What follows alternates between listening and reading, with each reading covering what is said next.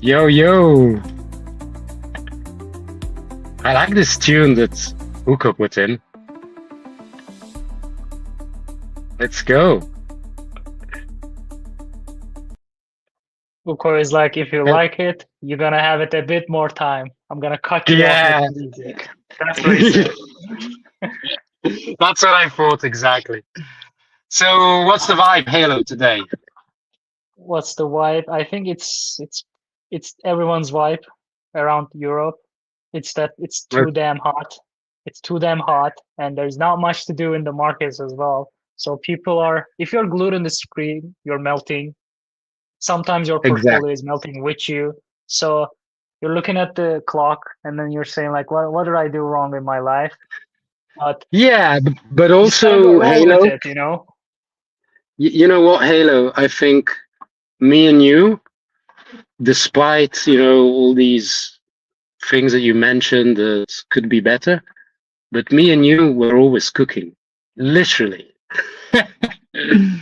Because Halo leaves his food joint to host Builders Lounge, and I just left my food truck to host Builders Lounge. So yeah, I mean we're cooking all the time, no matter the temperature, no matter the markets, always cooking. That's Builders Lounge. That's how it is. Well put, man. Well put, honestly. And we have a guest that's been cooking like as long as we did, maybe even earlier than us. It's gonna join us in a bit. We're really excited to have Yes, him again. yes. You know what's rather incredible about today's guest? It's that, well, I think, we're aligned. As Builders Lounge, previously known as Dijon Lounge, we are one of the few things that haven't rugged on Solana yet. And so is today's guests. They've been He going just on got in, for as long as. actually.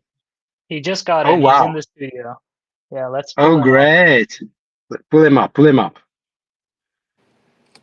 There he is. GM boss. Hey, GM, Hey, how GM. you doing? Very good. We Thanks for having me here. Well, thank you for coming. And just before you came in, we were mentioning that we're very aligned here at Builders Lounge with neutral trade because we are one of the few things that haven't rugged on Solana. It's pretty Indeed. incredible. Neutral Yeah. trade has been going on for quite a while. I mean, I can hardly remember a time when neutral trade wasn't there yet. And Builders Lounge were what, episode 104? So we've been going on quite a while. And so, what I think, the first question is let's talk about why we haven't rugged.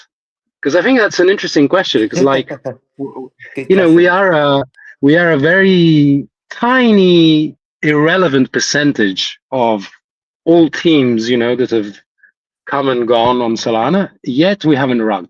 Why? Is it because, for instance, for neutral trade, is it because you are aligned with your customer's interest? Is it because you have proper security practice? Is it because you actually deliver the yield that it says on the label?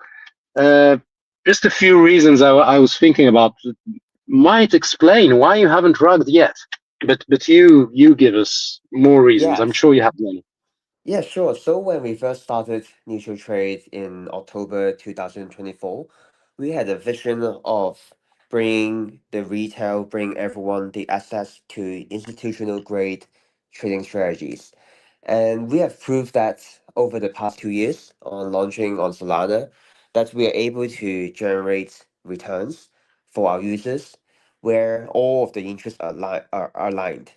So the reason why we haven't rugged is because the incentive alignment is super aligned between the trading firms who run the trading strategies, between the users who deposited their money into the platform, and us being the curator and the infrastructure provider to earn a cut only when the strategies make money. So it's a whole ecosystem of win-win-win, where the users win, they since they make money on the capital, the trading firms win because they earn a performance fee, And for us, we win because we earn a performance fee cut, which is Hmm. a portion of the fees that are paid by our users. So yeah, two reasons why So we win, right? It's this incentive is alignments already and yeah, and this because is of already kind of incredible. So I mean, you just dropped it like that, but it's not kind of, well, it's, I wouldn't say it's not normal, because for me it should be normal, but it's not the norm. It's not the norm that a team only takes a cut when the user and the curator win. This is kind of, it sounds simple, it sounds very basic, but that's kind of, the root of all alignment incentives. And it's amazing, because indeed, like every indeed. other protocol always gets a cut anyway. Whatever happens, you always get a cut. But neutral trade Yes. is different. Yeah, and I mean they are super profitable. So being, building a casino, no matter the users win or lose, they take a cut. For us, we actually don't want to do that. We want good incentive alignment to build a sustainable business.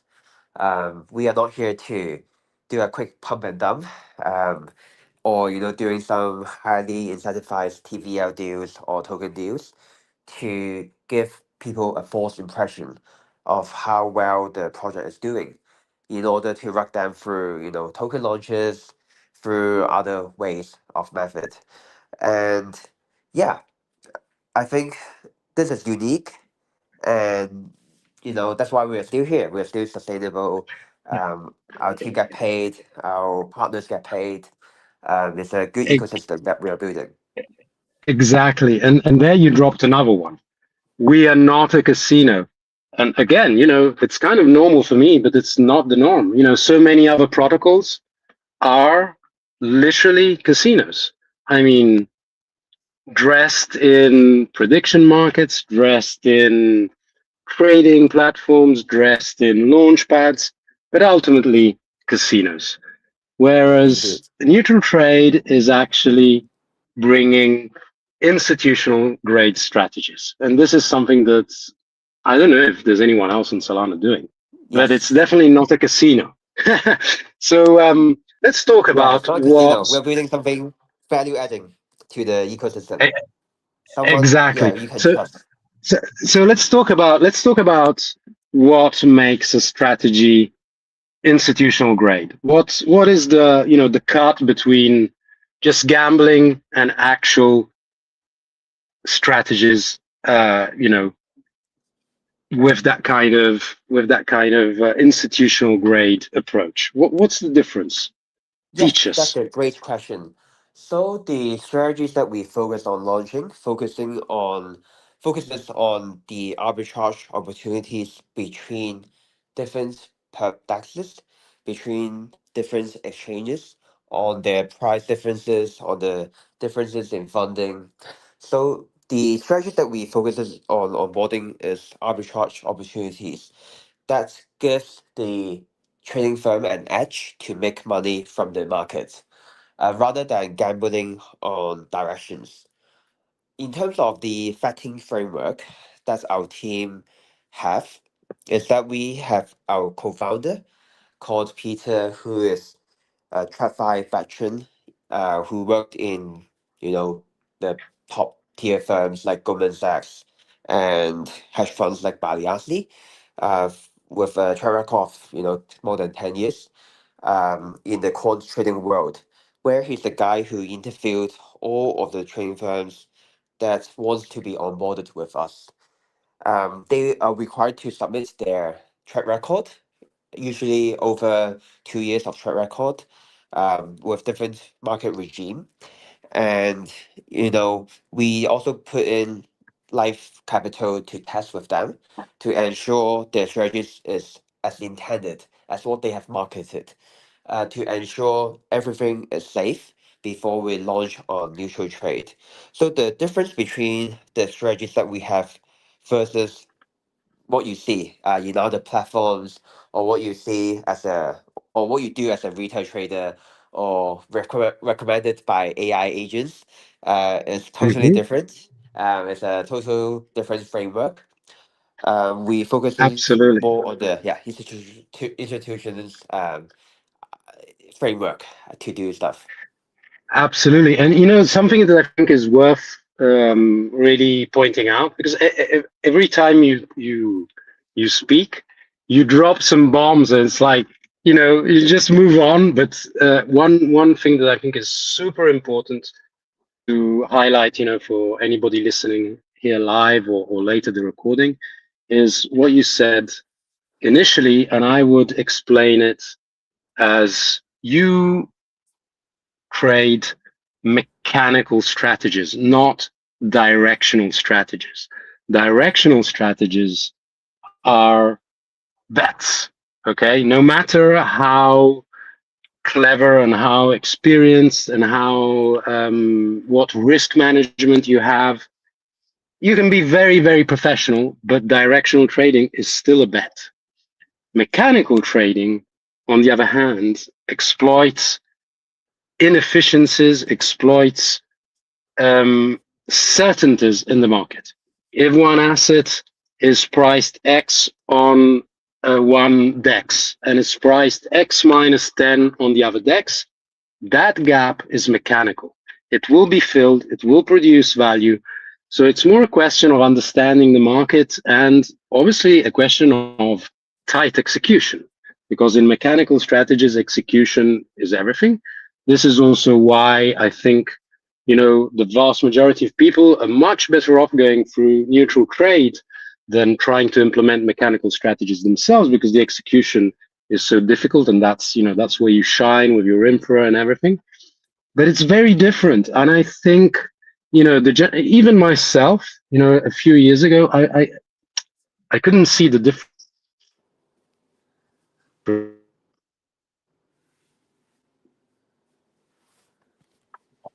Oops, I think Maltese got. Uh, Can you hear me? Yeah, I okay. can't really hear him. Yeah, but I want to add on that mechanical trading is great because it takes out the emotion out of your trades. A lot of people a lot of time when people trade, they get emotional, they add leverage to double down to recover their losses, and it actually leads to more losses. So having a mechanical trading mechanism to trade actually takes the emotion out of the trading strategy, which leads to more consistency and outperformance in the long term. It's also something that you can backtest, where you can Mhm. prove that whether this method works well in the past or in different market regime, such that you can have a predictor of what's going to succeed in the future. And I think that is the core reason why we started off by doing systematic mechanical trading strategies to put on chain, rather than having experienced managers to trade directionally or discretionary to trade. So yeah, that's the core thesis of what neutral trade is doing. Yeah, I mean, I wanted to also add this part from my like own personal experiences in the market. Like you guys said, because Okay, it's not I can't hear direction. any of you. Oh, really? Oh, oh, that's not. Wait, you can't hear me at all? Oh my God. Okay.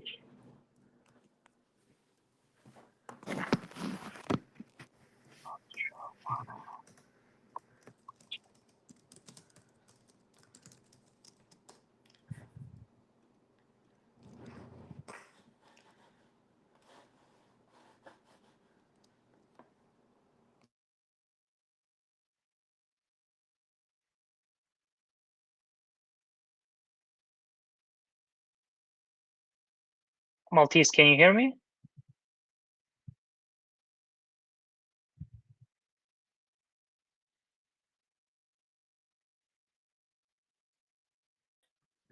I'm back. Can you hear Okay, me? you're back. You're back. Can you hear me? Yes. Great, great. Okay. Can you hear us, Derek? Because Derek couldn't Oh, hear me yes, when Derek you as well. left. He said Oh, he can't okay. hear us. Hello. Yes. Okay. Yes. I can hear you. I can hear you. Okay, so we had a triple failure there. We stopped getting rugged by Elon. We're getting rugged by Stream. It's fine. You know, we're used to that. We're on Solana after all. He is rejoining now because he couldn't hear Okay. us. We heard him, and I was talking to him. I was able to hear him, but he couldn't hear Yeah. us. So let's see. I Oh, think when you dropped, I think it took us all out. I'm not sure. No, don't yeah. quote me. So it might not be me. You know, if everyone went out at the same time, doesn't really. You know, you can't really point your finger to me, Halo, like you usually do. Oh no, I mean because you're an admin. That's why I said it. Okay. Okay, he's Because back. yeah. Okay, can you Hi. hear Can Back. you us? hear? Yes. Yes, I can hear you. Great. Okay. So we were talking about mechanical and directional strategies and how neutral trade is one of the few that is actually engaging in institutional grade mechanical strategies. So I think it'd be useful to expand on the difference between directional risk and directional bias, and the fact that it's a very elegant form of gambling, and mechanical institutional grade strategies is entirely different because it harvests value that is already there. So it's more about execution, and this is about this is why retail needs a partner for optimal execution of mechanical strategies. That's how I Yeah. see neutral trade. Yeah, that's correct.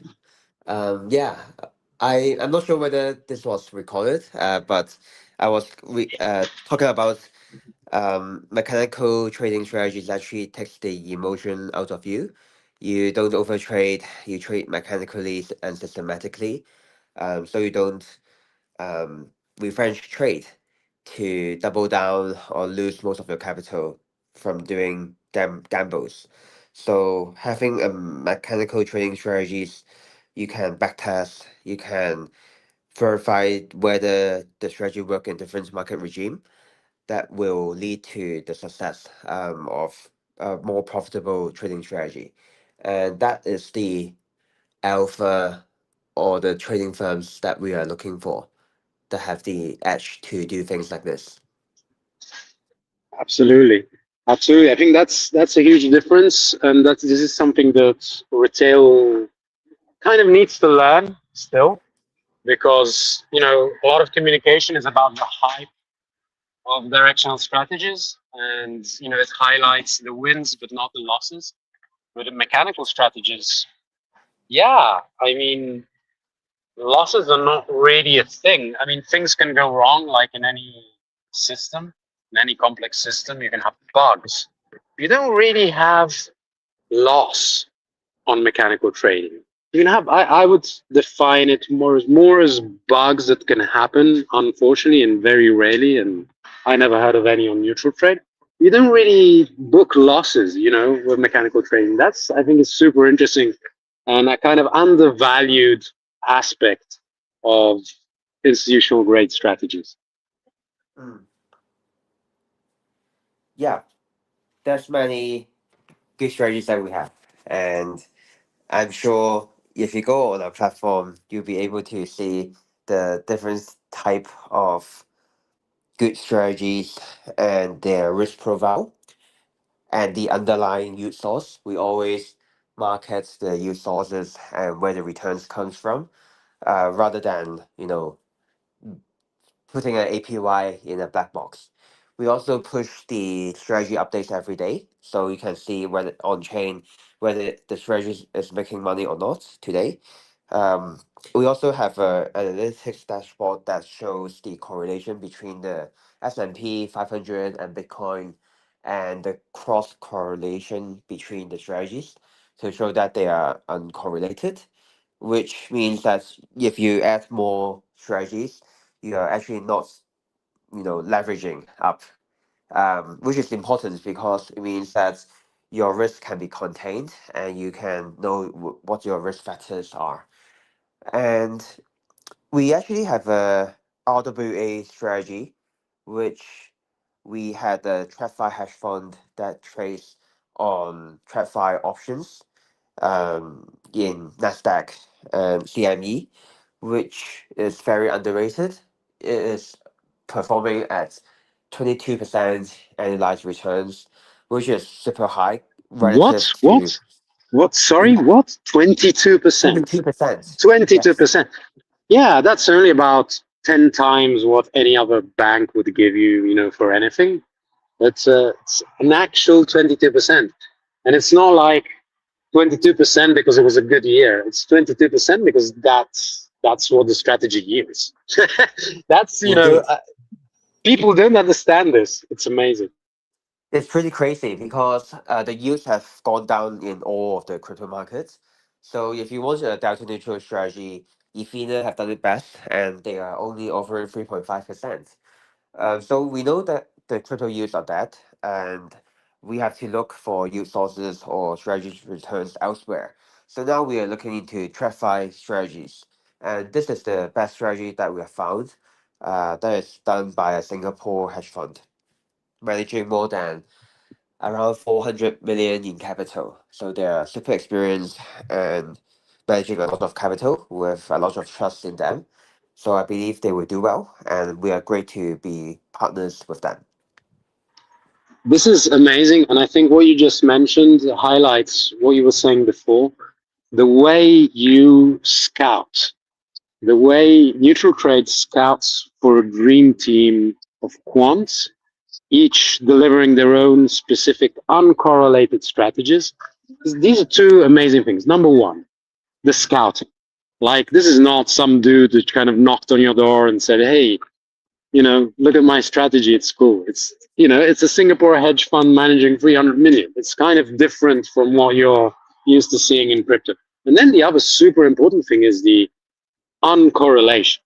Because if you look at, what people chat about, they chat about, like diversifying your portfolio and so on.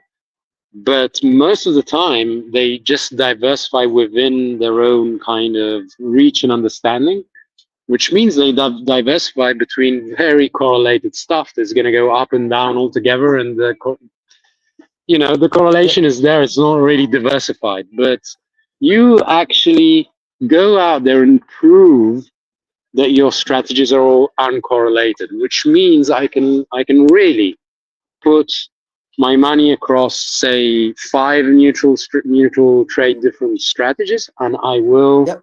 have uncorrelated results. Yes, and here's some alpha for everyone. We are launching a flagship master strategy where we will dynamically allocate to the top performing strategies on neutral trade, where we manage the correlation, we manage the sizing of each strategy to ensure the master flagship vaults that we launch will have the best performance and a sharp ratio where people can safely trust the capital with. Um, the issue and the pain point that we see in the past is that sometimes one of the strategy had a alpha decay where the strategy did not work in this market regime, and we would require user to withdraw money and then send it to another strategy that works better in this market. So the new flagship vault that we plan to launch soon is that it will dynamically allocate depending on the market regime, such that your capital is always put into the best trading strategy at all times. So here's the alpha This for is this. all the Yeah, that private was the holders. outcome. Wow. Hey, Halo, it's only 25 minutes past the start of the show, and we already have got some massive, massive alpha here. And Yeah, I know. I know he told me he was gonna share some stuff, but I didn't see that coming, honestly. And then like it's been a while. I checked my portfolio over there, and like I'm seeing these yields like they're like way up. I'm assuming because market is like going sideways, the delta neutral strategies are just like making a bank, and then because you guys are doing like a good job to pick them when there is no direction in the market, they're like outperforming almost anything. yes, I think that's definitely part of the show. And then I would also credit Neutral Trade for the scouting, because I think there's been some rotation between Yeah, strategies on Neutral absolutely. Trade. Yep. and they are actually raising the bar. You know, every time neutral trade rotates a strategy out and a new strategy in, you can be sure that the overall yield is going up. And you know, over time, that brings yields that if you were looking at neutral trade like a year ago, the yields weren't so good. But let's go back to that massive alpha, because let me say something as a kind of Solana long-time user. I Hmm. was very, I was very interested when I started seeing yield optimization strategies that will rotate, your capital between the highest yielding vaults. And Hmm. to be honest, they all more or less guaranteed that there wasn't only an optimal capital allocation, there was also risk management. There was also, if we see a protocol going down, we're going to pull out before anything bad happens. But Yep. unfortunately, that didn't really work, and a lot of people got burnt, from drift and indirectly. Yes. You know, they didn't even know Yeah, at that exactly. point in time their money was in drift. They were just Yes. trusting an intermediary, to move their money around The properly, aggregator, yeah. and that totally didn't work out. So I think that kind of killed the vibe for that kind of protocols for me. But if neutral trade comes up with something like that, then that's entirely different. That's super exciting. Yeah, yeah. Basically, we also have an anti-earn product in our platform where we dynamically allocate to Jupiter, Camino, and Drift. And our algo actually saved everyone from getting wrecked on Drift on the earn side. Because like when we saw that there's a huge utilization, the algo actually pulls out all of the capital from Drift on the earn side. But This on the this is strategy amazing. side, And yeah. sorry, Yeah, I yeah. have to I stop you wanted to because ask Halo, no, actually. Yeah, Halo, we need to have those applause sound effects, yeah. because this is applause.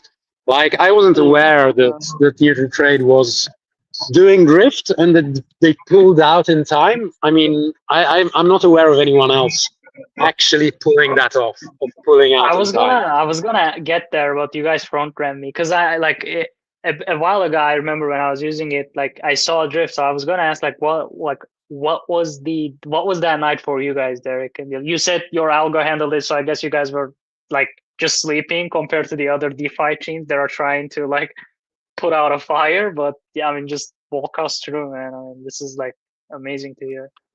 Yeah, the earn side was fine, but unfortunately, the drift fault side was bad since there were nothing that we can do. Since the vault was non-custodial, we only had trade access to drift vault back then. So those were the old vaults when we first launched neutral trade. We were basically you being a curator on drift, and people trusted drift and deposited money into their platform, which granted us trade access rights to trade on behalf of these users to make money. And those users got burned. But for the past 8 months or so, we have launched our own neutral trade vaults where we are able to plug into 8 exchanges, including, lighter, hyperliquid, and the top stacks like Binance, OKX, Bybit, and we are able to allocate money across different exchanges easily with this new walled garden infrastructure. And if the strategist was running in in this fault infra, it will be safe because we have algo in place where if there's a liquidity crisis happening in one exchanges or in one chain, our algo will actually automatically pull funds out before shit hits the fan. So it's it's the same algo that saves us from the anti-earn side, where we do lending across the lending money markets in Solana, and we Hmm. will be using the same protocol for the strategy side. And yeah, I hope this explains the confusion on our platform. But now that drift has gone down, We have no legacy faults to maintain. So hopefully it will be less confusing in the future when we have more strategies on our platform. Yeah, But it's also very important that we list out all the risk factors. So on our website, you can see what your exposure is to different custodians and to different exchanges. So we plan to be as transparent as possible on what your risk exposure is. And yeah, absolutely. And you can see also, that. a lot of people were saying were advertising their liquidity detection, the liquidity crisis detection algos that didn't really work. The fact that you delivered is just more or less aligned with, neutral trade's history. They talk, Yes. they deliver. And that's for me, is the kind of the value I see. When I think of neutral trade, I think of, okay, I can listen, and what they say is going to turn into reality, which is like the opposite of what I normally think about DeFi protocols.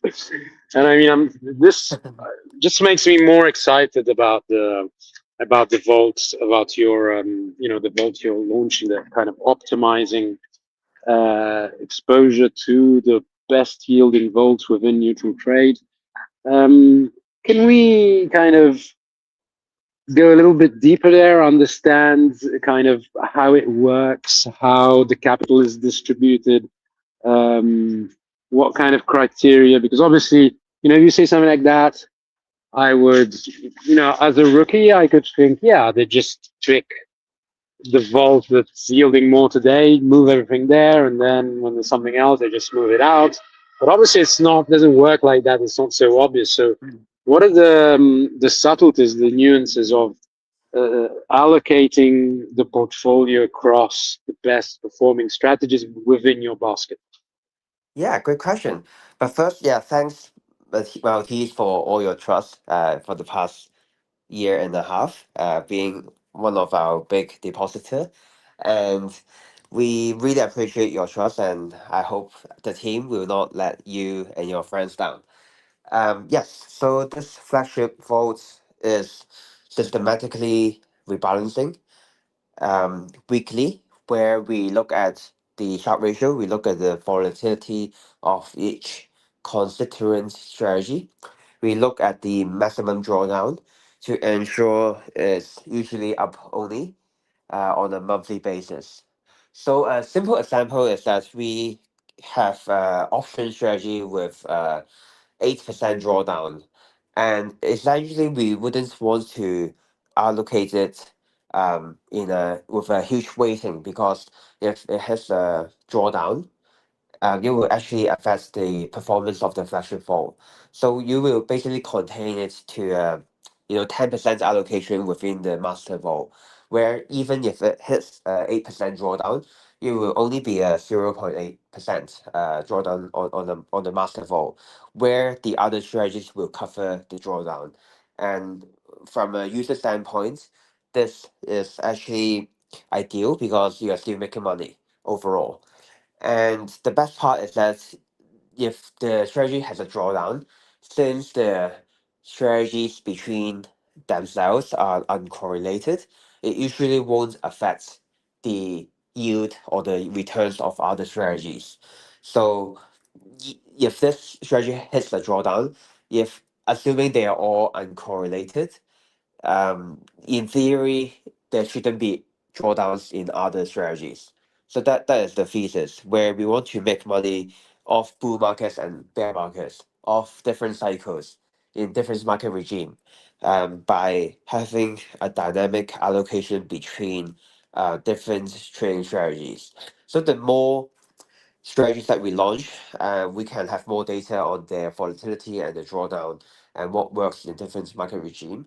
We are able to allocate better to build a multi-strategy vault.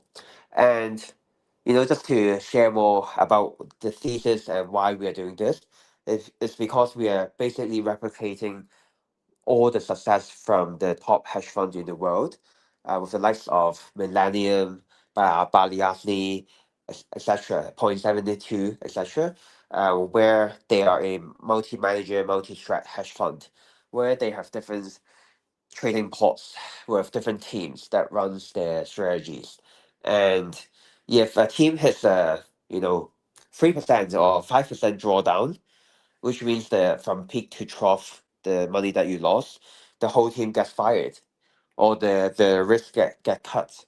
So it's the survival of the fittest in all of these hedge funds. And we intend to do the same where, only the best strategies lives on neutral trade. The strategies that loses money that hits the risk limits will get cut and will get replaced with a better strategy. So at all times, the master strategy that we have on our platform will always be the best strategies that we have on hand in the right market regime. Hope that explains Which, it well. which is what Halo was saying, when he noticed that every time he looks at neutral trade, he sees the kind of the let's call it average yield going up. And yeah, if you do natural selection like you're doing, Darwinian survival of the fittest, that's what happens. If you let numbers and not other kind of emotional elements make drive your decision, then that's what's going to happen. And yeah, and it works. Yeah, I that's mean, Hunger it's Games. interesting because yeah, no, it's interesting because you know what I'm seeing across this whole episode is that what you're saying, it's not like I've never heard it before. I've heard it many times from many teams, not everything, but some of the things I've heard, here and there, but then they didn't happen. Whereas the way you talk Execution. Mm. execution, when you're talking about neutral trade, everything's been said today has already happened. Like it's already proven. It's not like, yeah, this is our goal. We want to know. It's already happening. We're already selecting the best strategies. The average yield is already going up. It's all real. But okay, so I got a kind of a difficult question because I think we've been um, trying to explain, the difference of neutral trade to what difference it can make to retail. But let's talk about something that is might be also interesting for more advanced traders. One thing that Mm. I'm super curious about is you have all these strategies, but one property of any strategies is that it can only yield so much until a certain TVL. So, like, if I Mm. have a strategy that gives me 20% with 10 million, then maybe I can raise it to 100 million and still be like 18, 15%. But at some point, the TVL is gonna hit a wall where growing the Yes, TVL just reduces the alpha systematically. exactly. So that's kind of a super hard problem, and I'm interested in how it's dealt with in neutral trade. Yeah, that's an excellent question. I really appreciate the opportunity to answer this. So it's what we call capacity issues of strategies, where if you add more TVL, you actually make less yield on top of it because sometimes you move the market when you are too big. And it's actually a big issue in crypto market because the market is too small. Um, the universe of crypto instruments is also too small. And that's why we have to look towards RWA perps. We have to look towards TradFi exposures, like, trading equities, trading options, etc., where the universe is much bigger.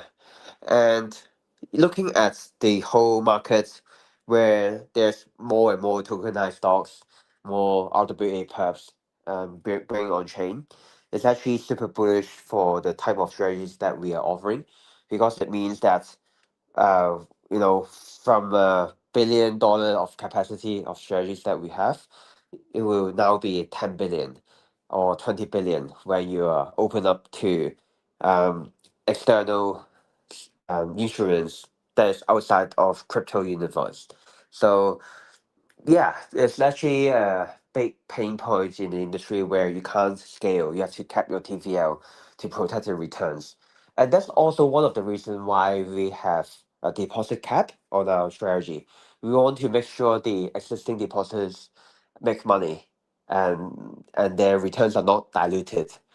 So that's why we did not go towards a yield-bearing stablecoin route, because if you are a stablecoin, you basically have to allow anyone to have access to the stablecoin, and that actually dilutes the returns of everyone who's holding that yield stable. And that's why we went to a vault infra setup where we are able to set deposit cap and redemption period to make sure it's fair across all of the depositors, and they can basically segregate their risk profile depending on what risk they want to take, rather than commingling all the risk exposure into one stable coin. But yeah, that's the thesis of why we went for this direction.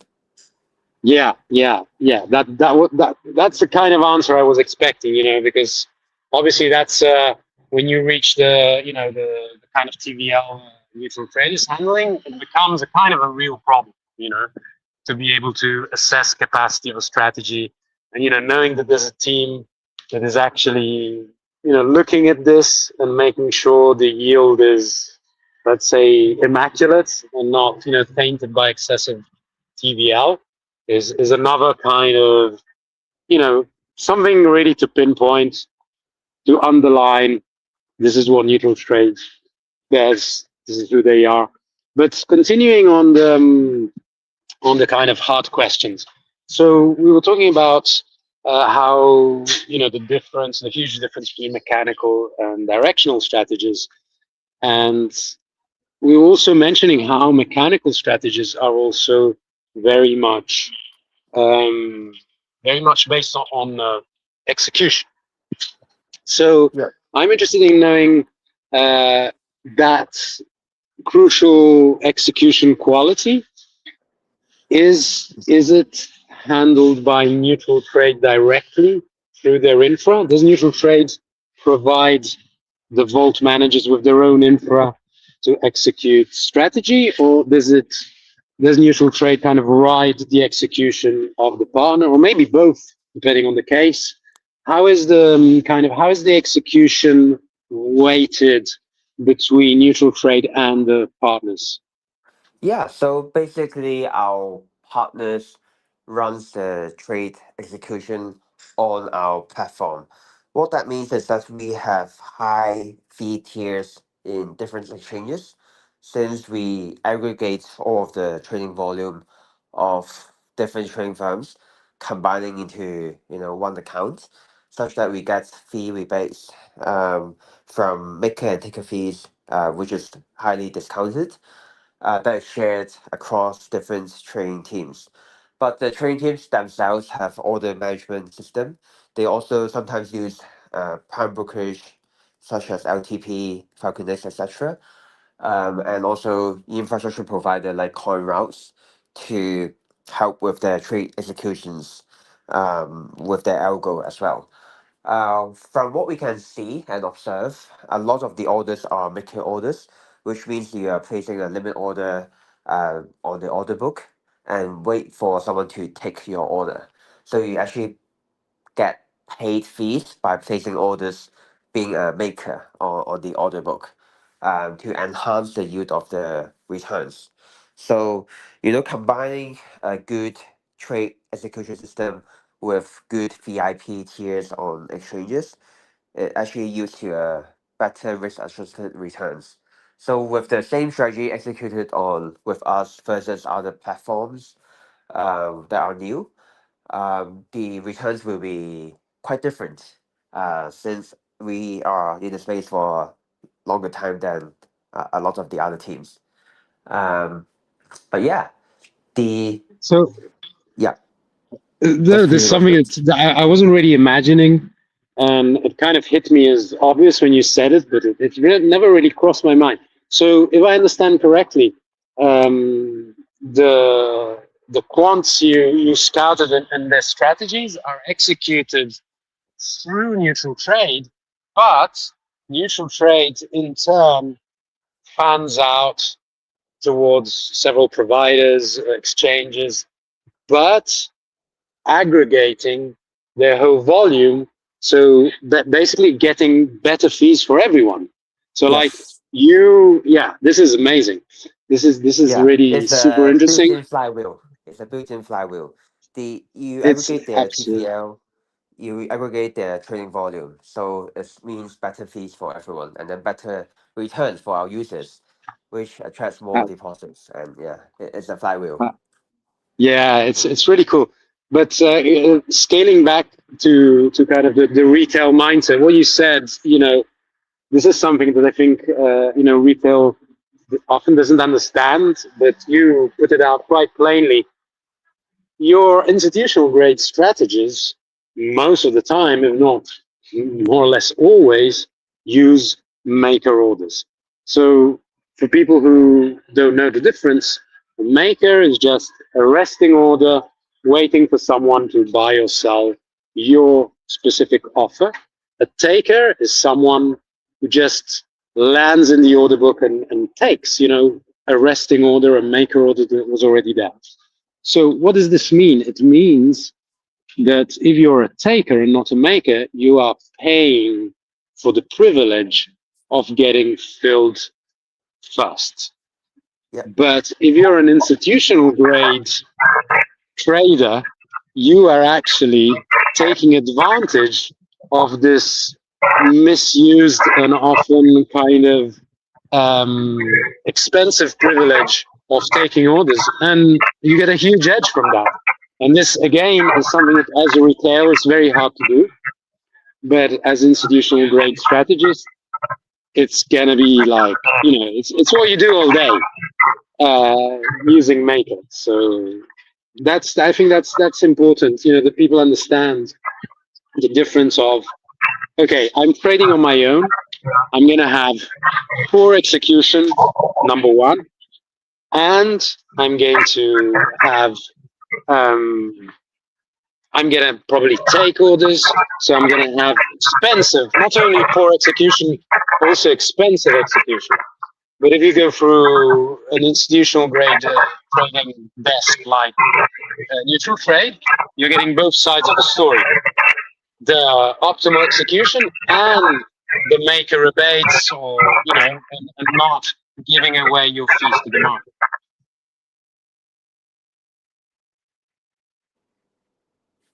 Yeah. Thanks for the explanation. That's a very good explanation for the beginners. Halo, are you paying for the privilege of being a taker, or what's your take or Yeah, mark on this one? I was gonna say that too. I mean, when you're also a taker, it's usually, if I'm not mistaken, some market order. If you're not like a big, let's say, big volume trader and whatnot, you're not pushing the price that up. But usually, if you're like market ordering something, you are also pushing the price like up, meaning you're getting slightly worse pricing compared to if you just did like a normal limit order. And if when you are with like working with institutions, like Derek also said, because they're like pushing through a lot of volume through their wall, they can get fee discounts. Like even on like, let's say, a place like Hyperliquid, if you stake some hype, you get more fee discounts. Like these, and most exchanges internally allows you to do this type of stuff. But yeah, I mean, I usually try to limit my stuff, but most of the time, I just market buy something and then forget about it or watch it. If it's directional, yeah, I mean, you gotta catch the direction. But if it's market neutral, I think you have a little bit more time to just like let those bits get filled.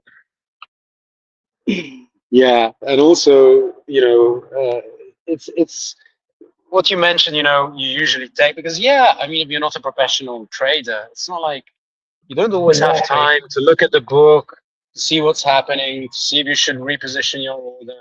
So the taker is it's just the easiest way to get things done. And you don't really think about the fact that there's an entire industry that is basically living off those BPS that you leave behind as a taker. Absolutely. And Yeah, because I mean that's the edge that you can get as like an institution or like as like a vault manager. You gotta like as a person, or like if you don't have like a lot of size, then like going through that doesn't like save you much. But if you get together with a bunch of people, essentially that means you're in a vault, and that vault can reach to a threshold that getting those discounts and everything else makes a lot of sense for everyone else in in the vault itself. So it does actually move the needle quite a lot when like a lot of money gets together like a vault. absolutely. So did you just say that vaults are not PvP? Is that what you just said, Halo? Because I think that's relevant, on Solana, especially. Vaults PvP, I'm not sure about that part No, actually. it's vaults. If you're in It a vault, sounded you're not like that. PvPing. No, vaults are not PvP. Yeah, That's what I'm vaults are not saying. PvP. Yeah, they're No, not you can PvP.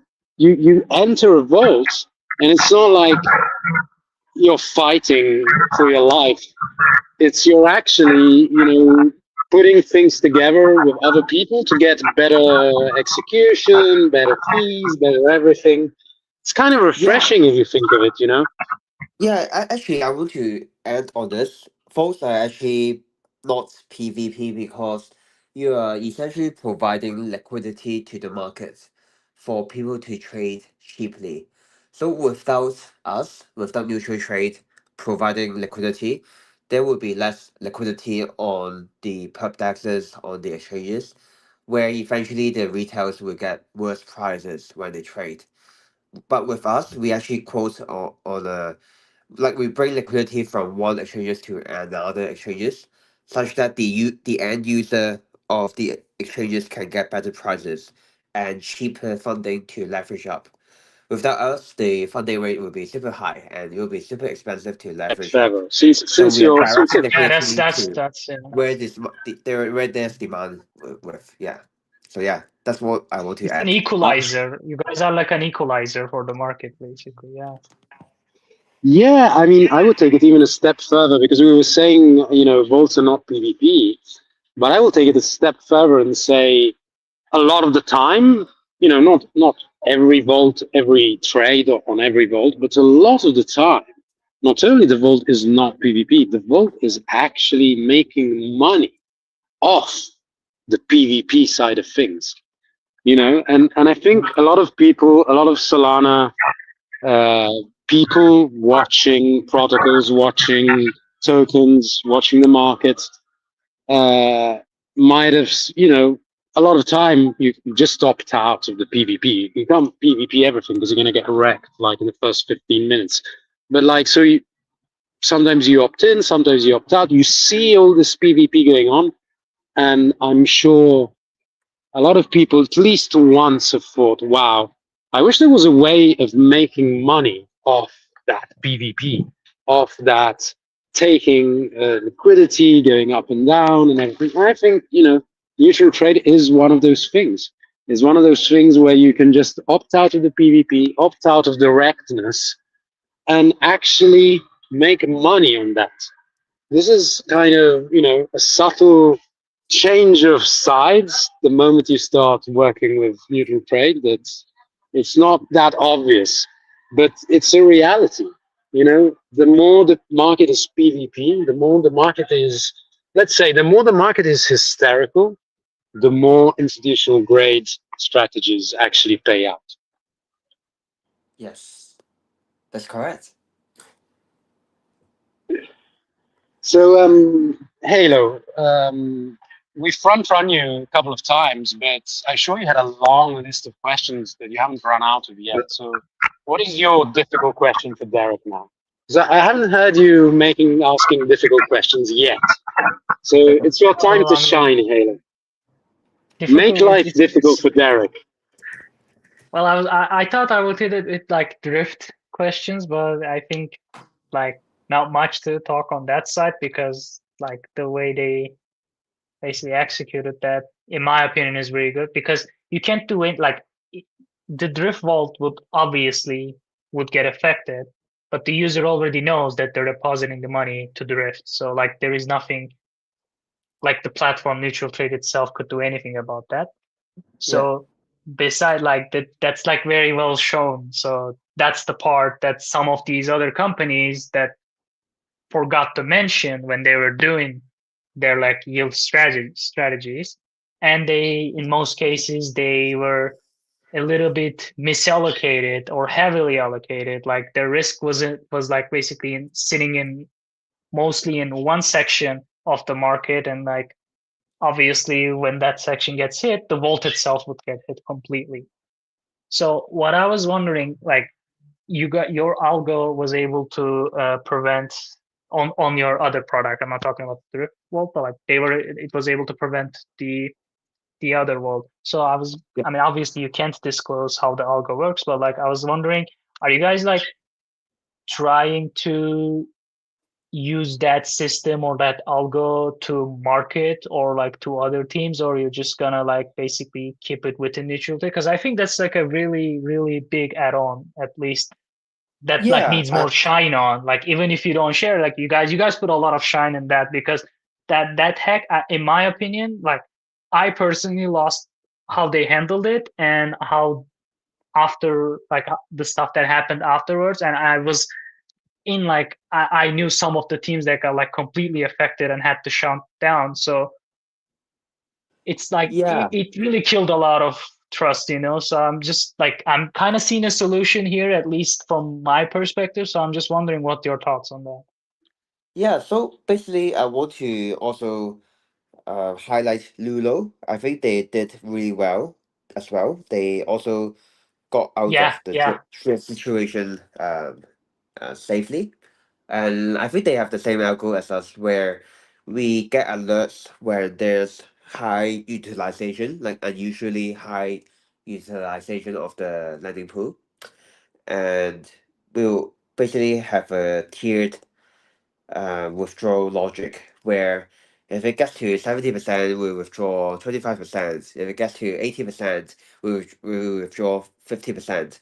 If it gets to 90%, that's like real urgency to withdraw all of the funds immediately. So we always ensure there's enough liquidity in the pool for us to pull out systematically and immediately before other people.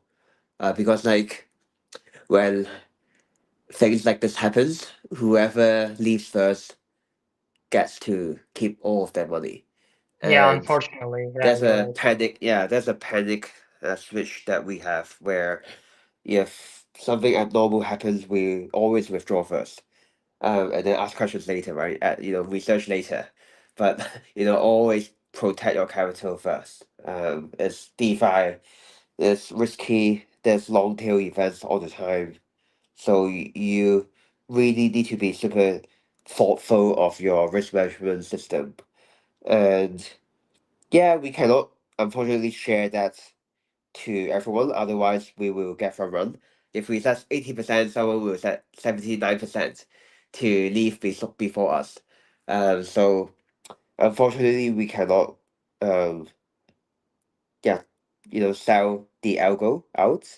But what I would say is that if you're a earn product provider, we would love to work with you. We will be happy to be a curator to help you safeguard the assets and the yields for your users.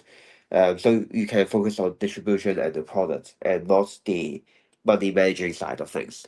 We are always here to Yeah, support other projects in the space. that was a great question from Halo, and also a great answer.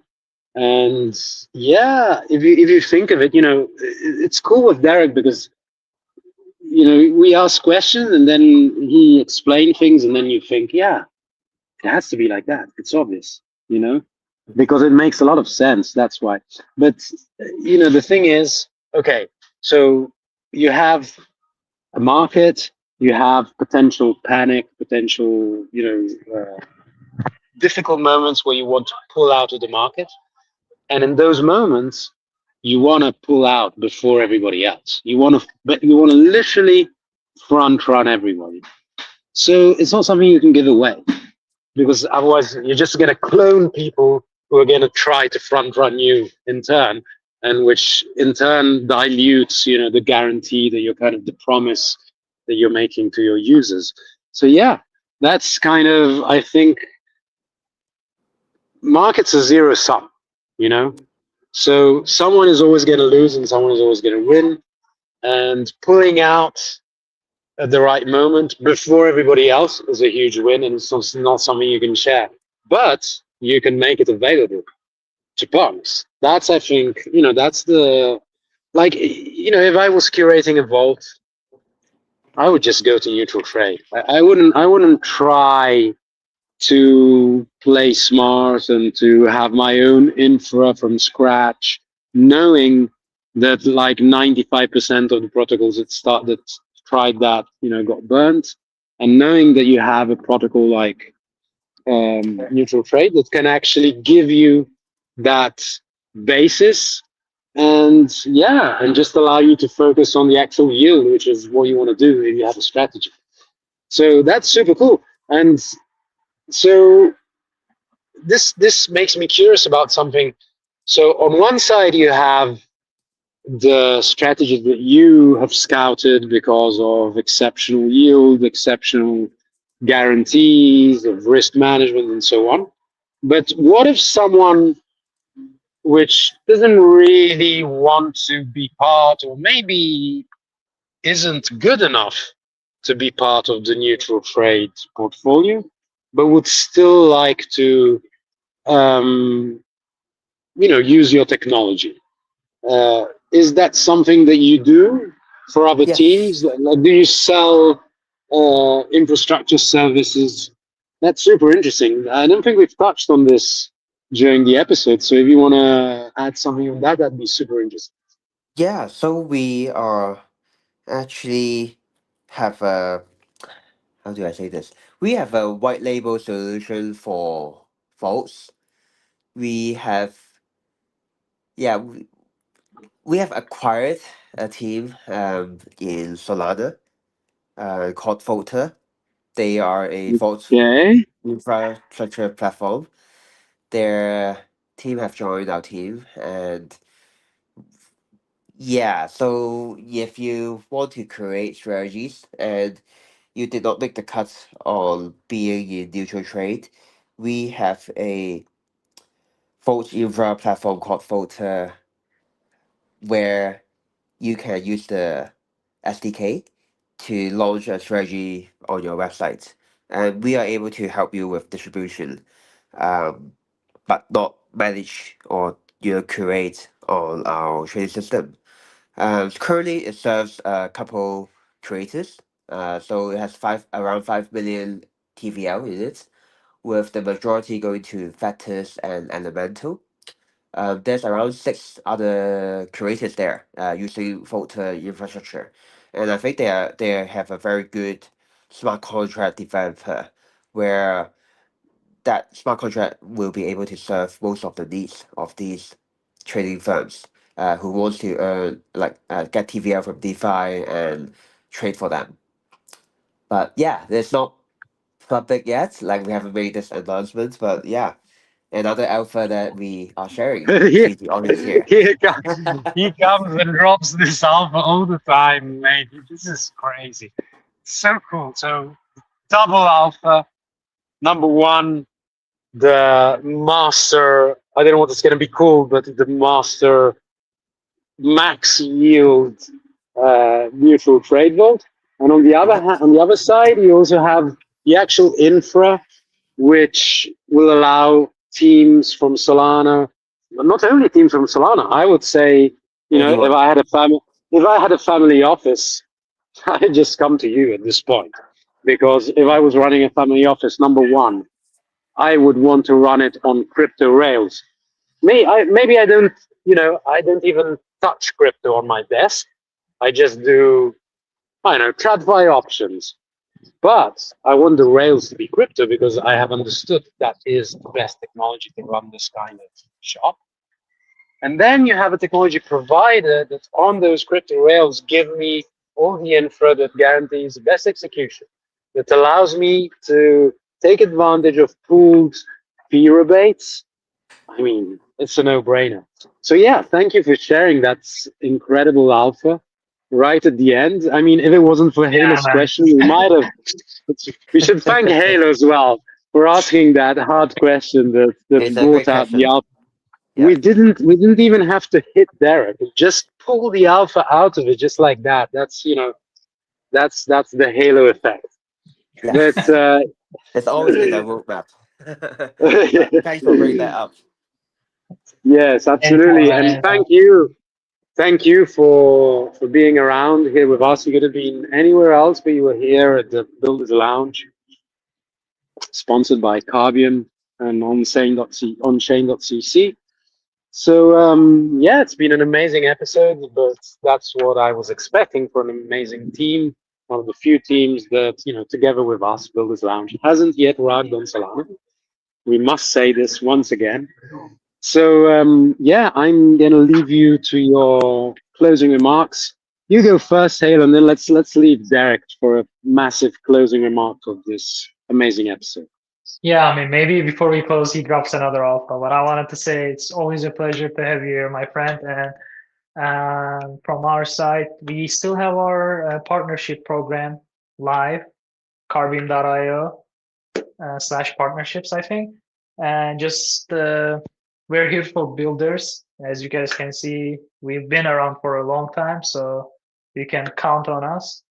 And just apply because we're really trying not to support the teams get off from the ground when they're just like initially pushing their product. We just want to take a little bit weight off of them by offering some free couple months of RPC.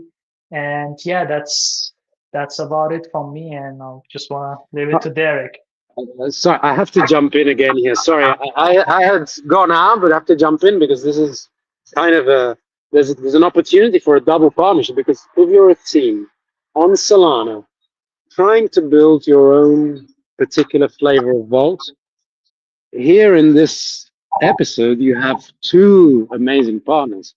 One is Carbium that can give you the actual kind of, let's call it the bare metal. Okay, Carbium gives you the bare metal because after all we do run on bare metal. It's not some co-location, it's not some Yep, bullshit like that. exactly. It's actual owned bare metal for your infra. And then for the for the actual technology platform, you have neutral trade. It's a no-brainer. Like if you want to start something like this in Solana, this episode of Builders Lounge is for you. You have the infra, you have the tech, you have the rigor, you have the risk management, you have everything. You just, what are you waiting? What are you doing there? Just start off, get the RPC, get your votes running on neutral trade, and just go out there and take them off. Sorry, Derek. I had to say this because it was so exciting. But yeah, over to you for your closing remarks. Oh, good. Yeah, thanks for having me. I would love to meet everyone in the DJ Lounge. If there's any events in real life, I would be happy to attend and meet everyone. But yeah, do check out our website, neutral.trade. There's always new strategies on the platform. Do join our Telegram chat, and we all usually make our early announcement there. Um, so if there's any good strategies with limited capacity, they are usually the first to know. And yeah, feel free to message me if you have any further questions. And happy to be here and continue to serving the community. Thank you. Thanks again, Derek. Thanks. This was awesome. Thank you, everybody listening live or in recording. This was Builders Lounge, episode 104, and see you again next Thursday, as always. Cheers. Cheers. Cheers. Bye.